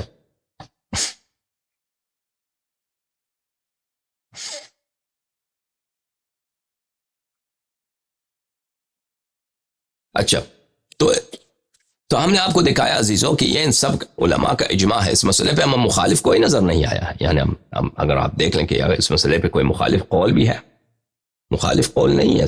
ان سب کا اجماع اسی مسئلے پر یہی ہے کہ امام بننے کا طریقہ کار کیا ہے. امام بننے کا طریقہ کار یہ ہے کہ آپ طاقت کے زور سے, تلوار کے زور سے خلیفہ بننا چاہیں. اگر خلیفہ سب کو شکست دے دی, چاہے لوگ ہنسیں چاہے لوگ روئیں, چاہے لوگ قبول کریں چاہے نہ, آپ خلیفہ بن جاتے ہیں, چاہے آپ فاسق ہوں فاجر ہوں. اچھی بات. یہاں پہ ایک اور نقطہ آپ کی خدمت میں عرض کروں کہ ان کے نزدیک, جماعت عمریہ کے نزدیک, ان کے امامت کے مسائل پہ یہ بہت اہم نقطہ ہے کہ جو شخص بیعت کے ذریعے امام بنتا ہے یا وصیت کے ذریعے امام بنتا ہے یا تلوار کے زور سے امام بنتا ہے, وہ امام بننے کے طریقہ کار جو بھی ہوں, ٹھیک ہے نا, وہ فاسق فاجر بھی ہو تو اس کی طاعت واجب ہوتی ہے, شرعاً واجب ہوتی ہے. یعنی رسول اللہ صلی اللہ علیہ وسلم کے حکم سے اس کی طاعت واجب ہے. ٹھیک ہے نا. جیسے واقعی حرہ میں یزید کے خلاف بغاوت کیا ہے اہل مدینہ نے, تو عبداللہ ابن عمر آ کے ان کو ڈانٹتے ہیں کہ تمہاری موت تو جاہلیت کی موت ہوگی. ملاحظہ فرمائیے, یہ کتاب ہے سقیم مسلم, چاپ دار الفکر. یہاں پہ صفحہ نمبر 940 میں باب طاعت الامراء وان منعوا الحقوق, امراء کی طاعت اس وقت جب وہ کیا کریں, آپ کے حق کو ضائع کر دیں, یعنی آپ پہ ظلم کریں, آپ پہ زیادتی کر رہے ہیں. ٹھیک ہے نا. منعوا الحقوق, آپ کے حقوق کو منع کر دیں, ممنوع کر دیں. آپ کا مکان آپ سے چھین لیا, جو بھی ظلم کرتے ہیں حکمران, ان کی طاعت واجب ہوتی ہے. سلمہ بن یزید الجوفی کہتے ہیں کہ یا نبی اللہ, ارأیت ان قامت علینا امراء یسألون حقهم ویمنعون حقنا صلی اللہ علیہ وآلہ وسلم فما تأمرنا. یا رسول اللہ, اگر ایک ایسا زمانہ آ جائے, ان قامت علینا امراء, کہ ہم پہ ایسے حاکم پیش آئے کہ ہم سے اپنا حق تو وہ مانگتے ہیں لیکن ہمیں حق نہیں دیتے. ہم سے مثلا زکوٰۃ لیتے ہیں, ٹیکس لیتے ہیں, آؤ فلان جگہ جنگ کر رہا ہے میرے دشمنوں کے خلاف, فوج میں زبردستی بھرتی کرتے ہیں, اپنا حق تو ہم سے لیتے ہیں لیکن ہمارا حق ہمیں نہیں دیتے, جو عوام کا حق ہے وہ نہیں دیتے, ظلم کرتے ہیں. تو ہم کیا کریں؟ فأعرض عنہ, رسول اللہ صلی اللہ علیہ وآلہ وسلم نے منہ پھیر دیا. دوسری مرتبہ اس سے پوچھا, پھر اس نے منہ پھیر دیا صلی اللہ علیہ وسلم. پھر تیسری دفعہ فجذبہ الاشعث بن قیس, تیسری دفعہ جب اس نے پوچھا تو اشعث بن قیس نے اس کو کھینچ لیا. اشعث بن قیس کون ہے؟ یہ وہی شخص ہے جو بعد میں مرتد ہوا تھا اور ابو بکر کے زمانے میں اس کو پکڑا گیا تھا. ابو بکر کے سامنے لے کے آئے اس کو, اور ابو بکر نے اس کو اپنی بہن دے دی. یہ عجیب بات ہے تاریخ میں, ایک شخص مرتد ہوا ہے, ٹھیک ہے نا, پکڑا جاتا ہے, اس کو قتل کرتے نا, اس کو قتل کرنے کے بجائے پھر اس کو اپنی بہن کی شادی کرا دی.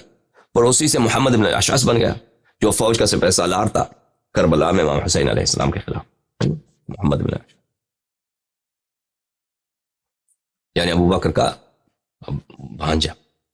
وقال اسمعوا واطیعوا فانما علیہم ما حملوا وعلیکم ما حملتم. تو رسول اللہ صلی اللہ علیہ وآلہ وسلم نے فرمایا کہ ان کی بات سنو اور ان کی اطاعت کرو. فإنما علیہم ما حملوا وعلیکم ما حملتم. ان کے اعمال کے ذمہ دار وہ خود ہیں. آپ اپنے اعمال کے ذمہ دار ہیں اور بادشاہ حضرات اپنے اعمال کے ذمہ دار ہیں. آپ کو اطاعت کرنی ہے. ٹھیک ہے نا. میں نے کہا ان کی مذہب جو ہے سیاست والوں کی کیا ہے, عمراء اور بادشاہوں کا لاٹری ٹکٹ ہے جماعت عمریہ. ان کے احادیث بھی جو ہے نا, جیسے ان کی شریعت سیاست کی ضرورت سے بنتی گئی, ان کے احادیث بھی سیاست کی ضرورت سے ہی بنتی گئی ہیں یہ احادیث. سمجھ میں آ رہی نا بات آپ؟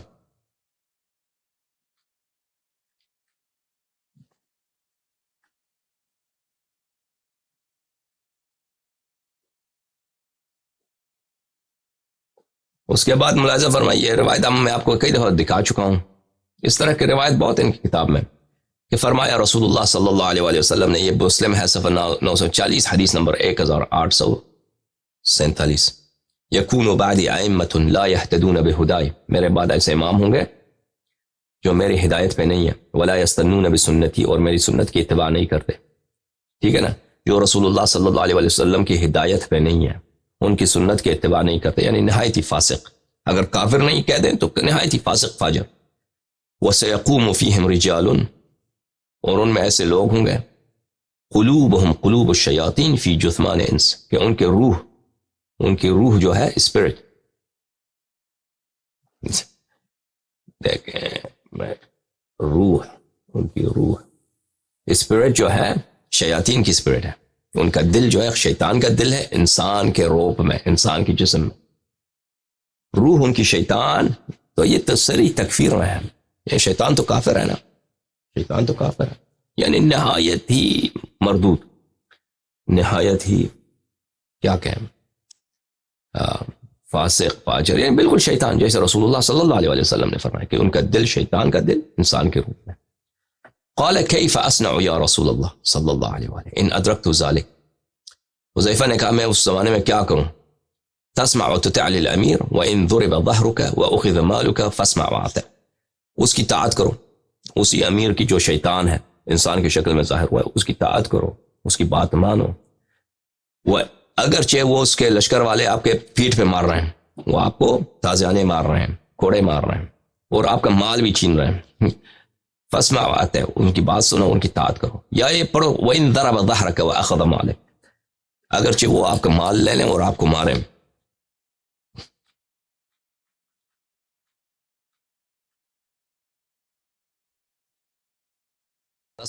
فی وجوب طاعت اللہ ورسولہ صلی اللہ علیہ وآلہ وسلم وولاة الامور. ولی امر کی طاعت کیا ہوتی ہے, اس میں اس کے متعلق ایک کتاب لکھا ہے, کس نے؟ ابن تیمیہ نے. یہ کتاب چھپی ہے سعودی عرب میں سنہ 1416 میں. خوب دیکھیے, فامر اللہ المؤمنین بطاعتہ وطاعت رسولہ صلی اللہ علیہ وآلہ واولی الامر. اللہ نے, یہ آیت ہے نا, یا ایھا الذین آمنوا اطیعوا اللہ واطیعوا الرسول واولی الامر منکم فإن تنازعتم في شيء فردوه إلى الله والرسول صلى الله عليه وآله إن كنتم تؤمنون بالله واليوم الآخر. اس آیت کو نقل کرنے کے بعد کہتے ہیں کہ اللہ تعالیٰ نے امر کیا ہے, حکم دیا ہے کہ اللہ کی طاعت کرو اور رسول صلی اللہ علیہ وآلہ وسلم کی طاعت کرو. كما امرهم ان يؤدوا الامانات الى اهلها, جیسے امانت کو رد کرنا واجب ہے, نماز پڑھنا واجب ہے, بہت ساری چیزیں واجب ہیں. اسی طرح ولاۃ امور کی طاعت واجب ہے. ولاۃ امور, ٹھیک ہے نا. ولاۃ امور کے نزدیک کون ہے؟ ولاۃ امور جو شخص تلوار کے ذریعے سے, چاہے فاسق فاجر حرامی شیطان کے پیش خلیفہ بن جائے نا, اس کی طاعت شرعاً واجب ہے. اس طرح جس طرح اللہ کی طاعت, اللہ رسول اور اطیعوا اللہ واطیعوا الرسول واولی الامر منکم, ٹھیک ہے نا. صفحہ نمبر 32 میں ملاحظہ فرمائیے.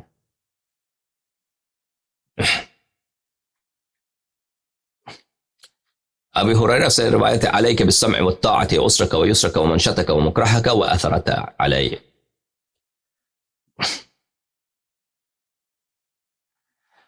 تجھ پہ طاعت واجب ہے،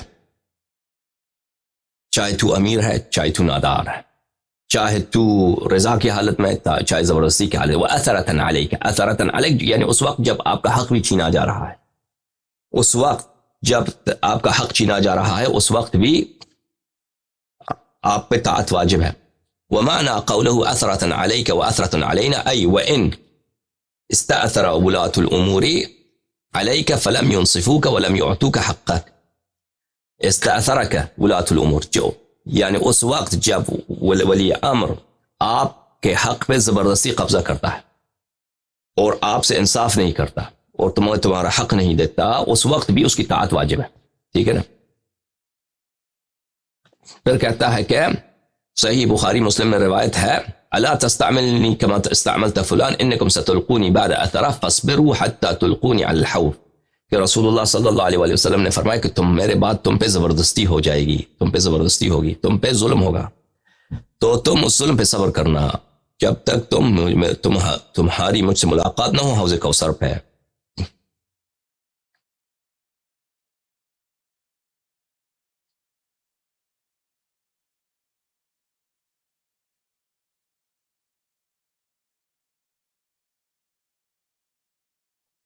پھر وہ صفحہ نمبر 35 پہ فرماتے ہیں ابن تیمیہ، وَأَمَا مَا أَمَرَ اللَّهُ بِهِ رَسُولُهُ وَرَسُولُهُ صلی اللہ علیہ وسلم، کہتے ہیں کہ اللہ نے حکم دیا ہے، رسول صلی اللہ علیہ وسلم نے حکم دیا ہے کہ ولی امر کی طاعت واجب ہے اور اس کی خیر خواہی بھی واجب ہے انسان پر. وَإِن لَمْ يُعَاهِدْهُمْ عَلَيْهِ، اگرچہ آپ نے بیعت نہیں کیا، آپ نے کبھی بیعت ہی نہیں کیا، آپ نے کبھی ان کے ساتھ معاہدہ نہیں کیا کہ میں آپ کی طاعت کروں گا، نہیں کوئی بات نہیں، پھر بھی اس کی طاعت واجب ہے.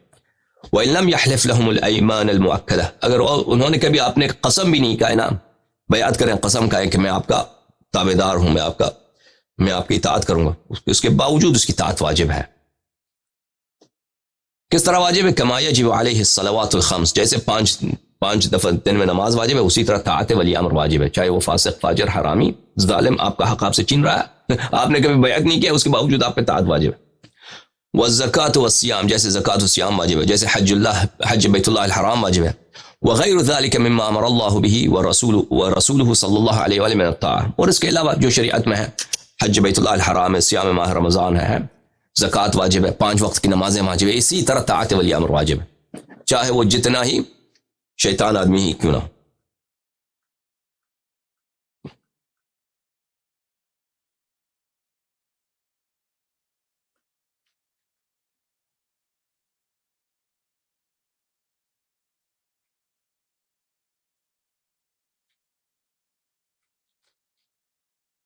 یہ کتاب شرح اصول السنہ ہے، شیخ عبداللہ ابن عبد الرحمن الجبرین، یہ جب سعودی عرب میں وہاں پہ بہت بڑے عالم دین ہیں وہابیت کے.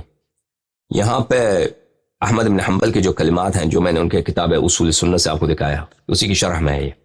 اچھا، اس کی شرح میں یہ صفحہ نمبر ہے 96 میں فرماتے ہیں والائمہ هم الذین تتم لهم الولایہ، ائمہ وہی لوگ ہیں جن کی حکومت ہے، جن کی ولایت ہے یعنی جن کی حکومت ہے. وَيَسْتَوْلَوْنَ عَلَى الْأُمَّةِ الْإِسْلَامِيَّةِ، ان کی حکومت امت اسلامیت پر ہے، ان کی حکومت ہے امت اسلامیہ پر.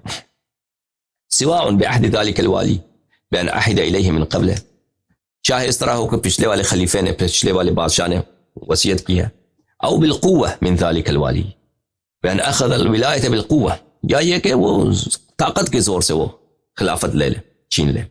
وتولى علیہم، اور ان پہ اور طاقت کے زور سے، وتولى علیہم بالغلبہ، غلبہ طاقت کے زور سے وہ ان پہ حکومت کریں. هذا كل هذا بلا شک اذا تمت له الولایہ وجبت طاعت له، وجبت طاعت له، بلا شک بلا ریب، ایک دفعہ اس کی حکومت بن جائے تو پھر اس کی طاعت واجب ہے. والسمع له، اس کی بات ماننا واجب ہے. وحرم الخروج علیہ، اور اس کی مخالفت کرنا، اس کے خلاف بغاوت کرنا حرام ہو جاتا ہے. ٹھیک ہے نا. شرعاً جیسے نماز واجب ہے اسی طرح یہ بھی واجب ہے.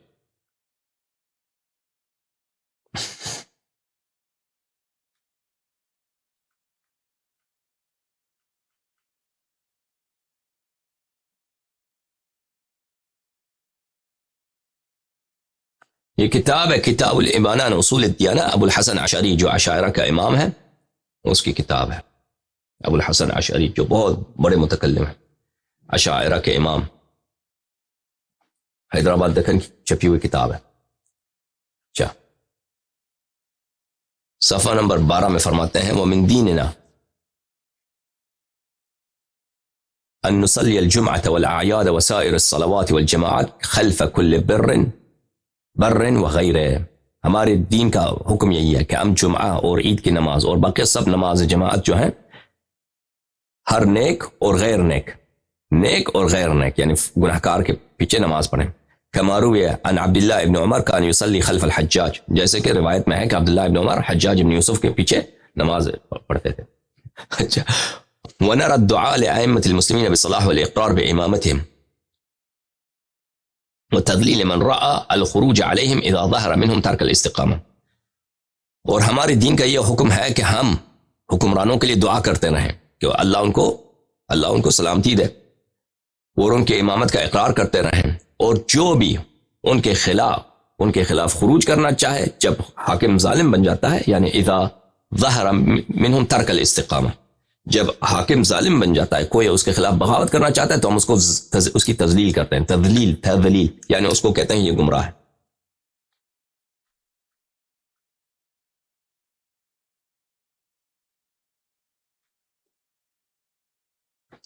یہ کتاب ہے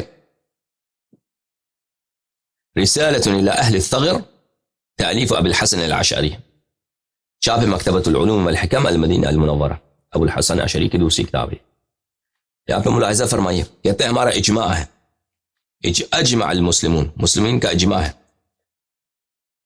مسلمین کا اجماع ہے کہ سمع و طاعت مسلمانوں کے حکمرانوں کے لیے، وعلى أن كل من ولي شيء من أمورهم عن رضا أو غلبہ، کہ جو بھی شخص ان کا حاکم بن جاتا ہے رضا سے یا غلبے سے، رضا سے زبردستی سے، وامتدت طاعت، اور اس کی طاعت جو ہے حکومت اس کی بن جاتی ہے، من بر او فاجر، من بر او فاجر، بر ہو چاہے نیک ہو یا فاجر ہو، ہمارا اجماع ہے، ٹھیک ہے نا، کہ اس کی طاعت واجب ہے، اس کی طاعت واجب ہے. فاجر ہے تلوار کے زور سے خلیفہ بنا ہے، طاعت واجب ہے شرعاً، اور اس کے خلاف خروج کرنا جائز نہیں ہے. جارا و عدل، چاہے ظلم کرے چاہے عدل کرے، اس کے خلاف آپ خروج نہیں کر سکتے، اس کے خلاف آپ بغاوت نہیں کر سکتے. اور واجب ہے وعلی ان یغزو معهم العدو، اس کے دشمن کے خلاف جہاد کرنا بھی واجب ہے. یہ بھی ہمارا دین کا حصہ ہے. میں نے کہا نا، ان کی نظریہ امامت جو ہے جماعت عمریہ کا، نارتھ کوریا کا جو ڈکٹیٹرشپ ہے کم جونگ ان کا، اس کے پاس بھی ایسا آئیڈیل سسٹم نہیں ہے. یہ تو بالکل آئیڈیل سسٹم ہے نا. آپ کو جتنا فاجر فاسق حکمران ہے انہوں نے یہ شریعت بنایا ہے جس کا نام ہے مذہب عمریہ. ٹھیک ہے، اپنے لیے انہوں نے آئیڈیل ایک مذہب بنایا. یہ علماء تھے بھائی، یہ محدثین تھے، ان کو جو بھی پیسے دیتے تھے یہ لوگ، اشارہ ہوتا تھا، پیسے دینے کی ضرورت بھی نہیں ہوتی، ان کو خود پتہ ہوتا ہے. قاضی حضرات کو، جو قاضی ہوتے ہیں جو نماز جمعہ پڑھاتے ہیں، ان کو خود پتہ ہوتا ہے خلیفے کی رضا کس بات میں ہے. اس کے خلیفہ کے کہنے سے پہلے وہ ایسے احادیث نقل کرتے تھے کہ وہ خلیفے کے مفاد میں ہو، تاکہ خلیفہ خوش ہو جائیں، پیسہ مل جائے میرا. وَإِلَّا یہ باتیں جو کہہ رہے ہیں نا عزیزوں، اور یہ جو احادیث ان لوگوں نے نقل کی اپنے صحیح ترین کتب میں، یہ تو واضح ہے، یہ سب باطل ہے. یہ تو کوئی شریف انسان، کوئی عاقل انسان جس کی ضمیر ہے ان باتوں سے متوافق تو نہیں کر سکتا. ٹھیک ہے نا.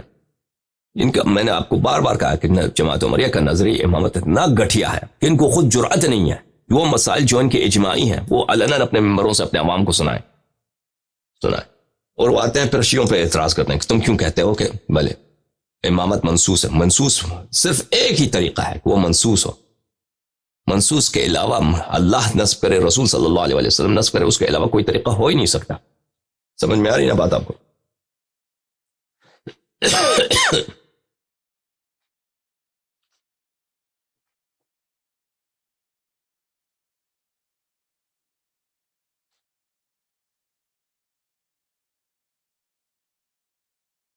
یہ کتاب اصول الدین الشیخ احمد بن محمد الغزنوی الحنفی، متوفى سنة 593.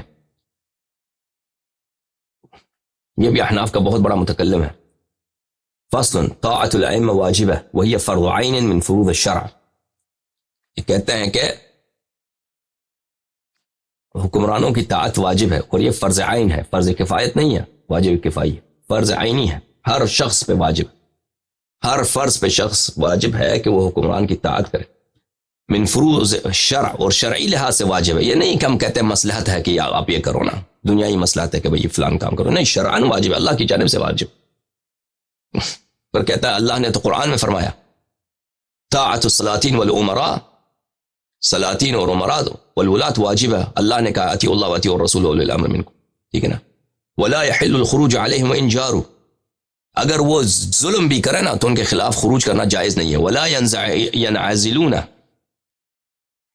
عن الامام والولایہ وان ظلموا وارتکبوا کبیرہ، اور وہ ظلم بھی کریں، کبائر کا ارتکاب بھی کریں، کبائر کا ارتکاب بھی کریں. ان کے بہت سارے خلفات ہیں جو کبائر کا ارتکاب کرتے تھے. وہ عبد الملک ابن مروان، اس کا میں اچھا ہوتا کہ میں اس کو دکھا نوٹ، میں نے کل دیکھا اس کا، کس کتاب میں دیکھا، میں اس کا ایک خطبہ ہے، وہ اس سے پہلے جتنے ان کے خلفاء ان سب کو گالی دیتا ہے، ٹھیک ہے نا.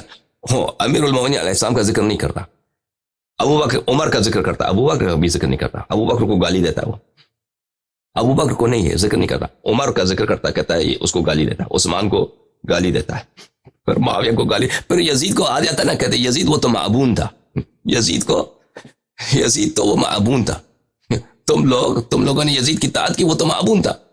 عبد الملک ابن مروان کا یہ خطبہ ہے، کتاب موافقیات زبیر بن وقار میں نے دیکھا، کہاں پہ دیکھا، بہرحال وہ میں کبھی آپ کو دکھاؤں گا. کہتا ہے یزید معبون تھا، معبون پتہ ہے کس کو کہتے ہیں؟ معبون کہتے ہیں مفعول کو. اچھا، تو یہ حنفی صاحب فرماتے ہیں کہ ولا ينعزلون عن الامامة والخلافة وان ظلموا وارتكبوا كبيرة، امامت اور ولایت سے وہ عزل نہیں ہوتے اگرچہ ظلم کریں اور کبائر کا ارتکاب کریں، ٹھیک ہے نا، کبیرے کا ارتکاب کریں، گناہ کبیرہ، کوئی لواط دے رہا ہے، کوئی لواط کر رہا ہے، کوئی شراب پی رہا ہے، جیسے معاویہ پیتے تھے، ڈرنک ہوتا تھا ان کا،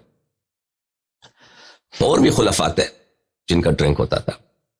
ابھی ہم ماہ محرم میں ذکر نہیں کرتے کیونکہ شیعہ ہنسیں گے، میں شیعوں کو نہیں اس لیے نہیں کہتا ان باتوں کو، ان کے فضائح بہت زیادہ ہیں. ہم ابھی اگر ابو بکر عمر کے پروفائلز کھول دیں گے شیعہ ہنسنا شروع کر دیں گے، تو ابھی میں نہیں چاہتا کہ ابھی ہنسیں.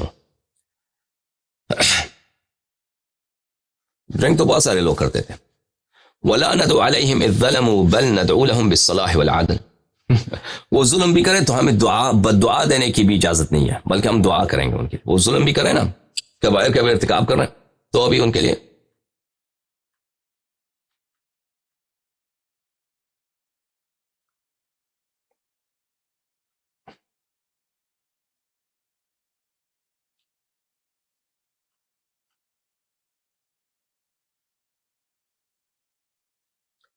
یہ کتاب ہے عمدۃ القاری بشرح سقیم البخاری، چاپ دار الفکر، جزء 16. یہاں پہ ملاحظہ فرمائیے، بخاری کی حدیث ہے من کرہ من امیر شیئا فلیصبر، جو بادشاہ سلامت سے ایک چیز دیکھے جو ناپسند ہو تو صبر کرے.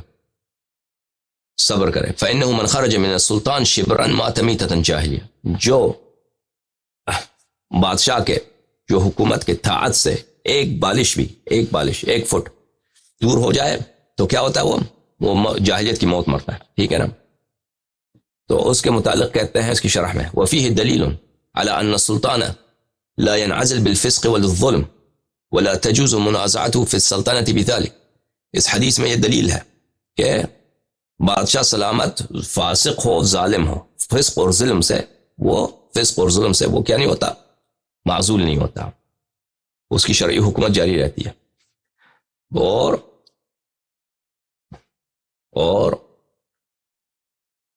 فسق اور ظلم کی وجہ سے اس کے ساتھ نزاع کرنا جائز نہیں ہے.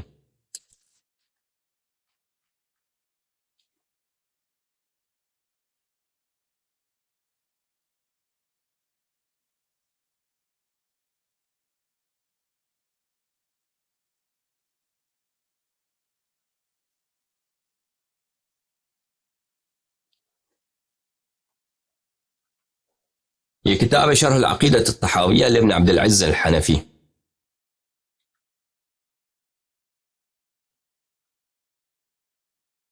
شاب مؤسس الرسالہ، یہ عقیدہ تحاویہ تو معروف کتاب ہے ان کے عقیدے میں، ابو جعفر طحاوی کی کتاب ہے. یہاں پہ صفحہ نمبر کون سا؟ یہ صفحہ نمبر 542 میں. اچھا نہ اگلے صفحے میں جائیں، اگلے صفحے میں، ہاں صفحہ نمبر 543 میں. اچھا کہتے ہیں کہ وَأَمَّا لُزُومُ طَاعَتُهُمْ وَإِنْ جَارُوا، خلفاء اگر ظلم بھی کریں تو ان کی طاعت واجب ہوتی ہے. بل فلا انه يترتب على الخروج عن طاعتهم من المفاسد اضعاف ما يحصل من جورهم بل في الصبر على جورهم تكفير السيئات. کہتے ہیں اگر خلفاء ہم پہ ظلم کریں تو ہم ان کے ظلم پہ صبر کریں تو یہ ہمارے گناہوں کا کفارہ ہے، گناہوں کا کفارہ ہے. ومضاعفات الاجور، اور ہمارا اجر بڑھ جاتا ہے. وہ جتنا ظلم کریں، خلیفہ جتنا ظالم ہو اور جتنا ہم صبر کریں، اتنا ہی ہمارا کیا ہے، اتنا ہی ہمارا اجر بڑھ جاتا ہے. فإن الله تعالى ما سلطهم علينا إلا لفساد أعمالنا. اللہ تعالیٰ نے ہماری بدی ہے. اگر خلیفہ ظلم کرتا ہے تو یہ ہماری بدی ہے کہ ہماری برائی کی وجہ سے اللہ نے ایسے ظالم بادشاہ کو ہم پہ مسلط کیا ہے. والجزاء من جنس العمل، جزاء جنس عمل سے ہوتا ہے. فعلينا الاجتهاد في الاستغفار والتوبة وإصلاح الأعمال. تو ہمیں اس وقت چاہیے کہ خلیفہ جتنا ظلم کرتے ہیں ان کی طاعت مزید طاعت کر دے جائیں اور ان کے لیے استغفار کریں. ٹھیک ہے نا، ان کے لیے دعائیں کرتے ہیں.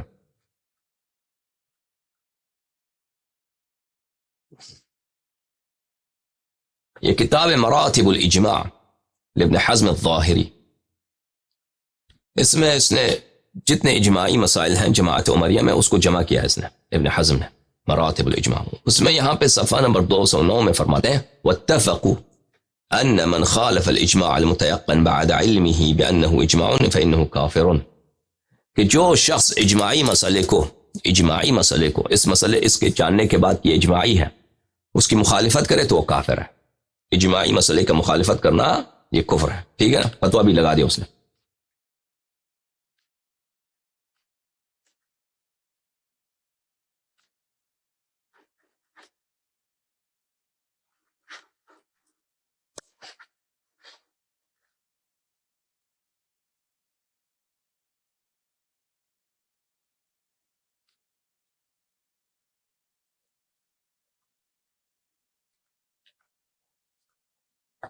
پھر جا کے صفحہ 209 میں وہ فرماتے ہیں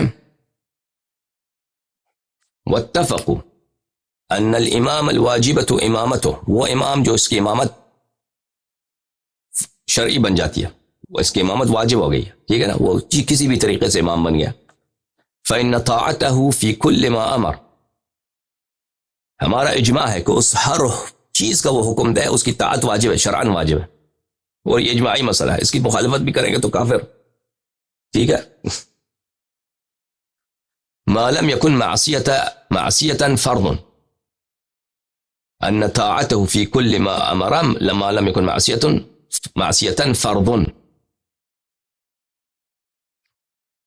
اگر وہ کسی گناہ کا حکم دے تو وہ واجب نہیں ہے. باقی جس بھی مسئلے پہ حکم دے اگر وہ گناہ نہیں ہے وہ فعل تو اس کے طاعت واجب ہے. والقتال دونه فرض، اس کے فرمان پر قتال کرنا، اس کے دشمنوں سے لڑنا جنگ کرنا وہ بھی واجب ہے. وخدمته فيما امر به واجب ہے، اور جس بھی حکم دے اس کی خدمت کرنا وہ واجب ہے. واحکامه واحکام من ولى نافذہ، اور اس کا حکم اور جو اس کے جو نائبین ہیں، گورنر ہیں، ان کا بھی حکم ماننا یہ بھی واجب ہے. عزلہ من عزل نافذ، اور جس شخص کو عہدے سے عزل کریں وہ بھی نافذ ہے. یہ اجماعی ہے. تو ٹھیک ہے نا عزیزو، اب پتہ چل گیا کہ ہم نے جماعت عمریہ کے مسئلے امامت کے بتایا تھا کہ ان کے ہاتھ پر امام بننے کے 3 طریقے کار ہیں. ایک بیعت، ایک وصیت، اور ایک ہے بالقہر والغلبہ. اور یہ قہر و غلبہ جو ہے یہ ایک اجماعی مسئلہ ہے. اب کوئی فضول شخص آ کے کہہ دے کہ میں اس کو نہیں مانتا، تو اس کو نہیں مانتا، تو کافر ہو گیا. تو نے اجماع کی مخالفت کیا، اجماع کا مخالفت کرنے والا تو کافر ہوتا ہے. تو اپنے جہل سے کہتا ہے کہ میں اس کو نہیں مانتا. وَإِلَّا تمہارے جو مذہب کے بڑے علماء ہیں انہوں نے کہہ دیا کہ یہ مسئلہ ہمارے ہاں اجماعی. اچھی بات ہے عزیزو، میں معذرت چاہتا ہوں، میں کچھ تھکا ہوا ہوں، اتنی مقدار پہ کفایت کرتے ہیں انشاءاللہ تبارک و تعالی.